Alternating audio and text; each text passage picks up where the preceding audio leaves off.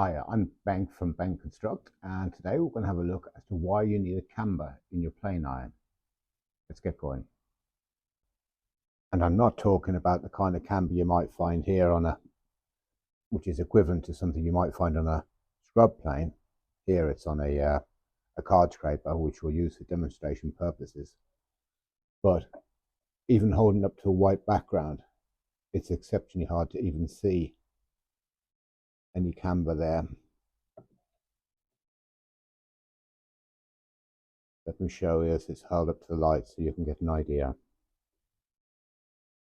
As you can see, it's really the very slightest amount, and only by rocking it can I actually demonstrate that there's even a camber in there.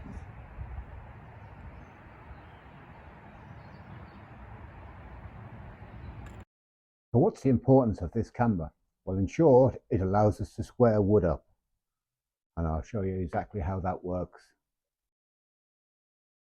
You'll note here with a high camber on a card scraper, its relationship to the timber when it's being planed, when it's going straight down the middle, or if we move the plane over to one side of it, its relationship on the angle towards the timber and what it will do.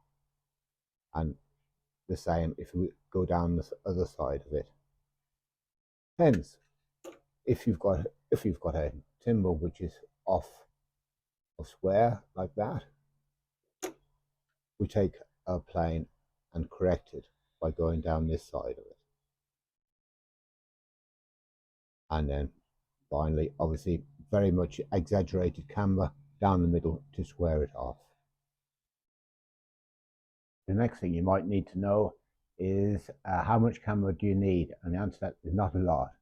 So how do you create it? Well, let's have a look at that as well. So that brings us over to the sharpening station, and we'll set the jig up to 30 degrees, or my norm for sharpening, and we'll go immediately to the 1000 grit. And the way to think about this is there's 5 facets you want to hit when you're sharpening. Obviously down the center, the corners, and the intermediates between the corners and the center, and of course the center makes the 5. So here we go then. 6 down the center, 6 on the left, 6 on the right, 6 intermediate, and at that point we'll check if we've got a burr.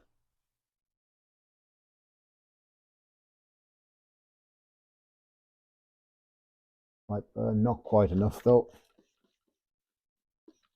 Give it a flip around, so we'll use up the whole of her.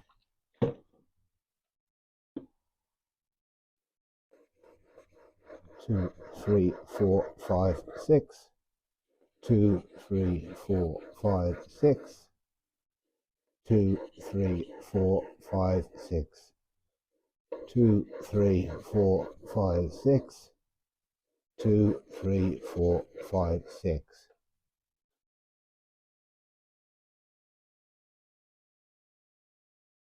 And with a nice burr there. That's all we need to do.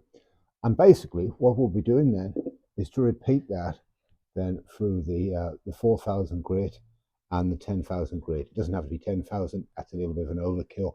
8,000 grit waterstone is really the most practical grade to be using. The 10,000 is a little bit over the top. But once you repeated that through, that will have created your first burr. Now, once you have that created, that actual camber, and that will create you a camber by doing that, there is no need really to work that camber again on the 1000 grit, otherwise you're going to end up with a massive camber. In future, when you do the recamber, you may as well go straight to your 4000 and then the final 10,000 or 8,000, whatever you're using, to maintain that camber. If you keep on doing it on the 1000 grit, you're going to end up with a big camber. You do need to create the burr all the way across the edge, but not press hard on the 1000 grit, or you're going to have too much of a camber. Okay, so that's how that's created. Over to the business side of things, taking a nice shallow pass down the center of the plane first, and then over to the left hand side. And if you can see that there, do that one more time. About a 10mm gap on the left hand side. The other side, you can see that there, about a 10mm gap on that side. One more time there.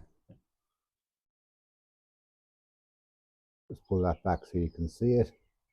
About a 10mm gap on that side. And on this side, as you can see, about a 10mm gap on that as well. Okay, that tells me there's about the right amount of camber to suit my work. Taking that blade then to the, or that plane, taking that plane to the business side of things. As you can see here, we've got a side dropping off here, and the same at this end. Let's see what we can do with that. Wheel plane, obviously the other side. Gradually progress our way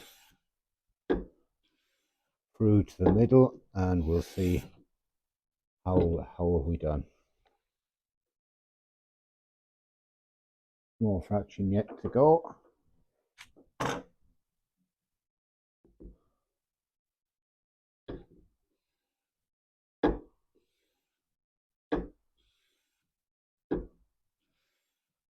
Now, I should say we're probably done.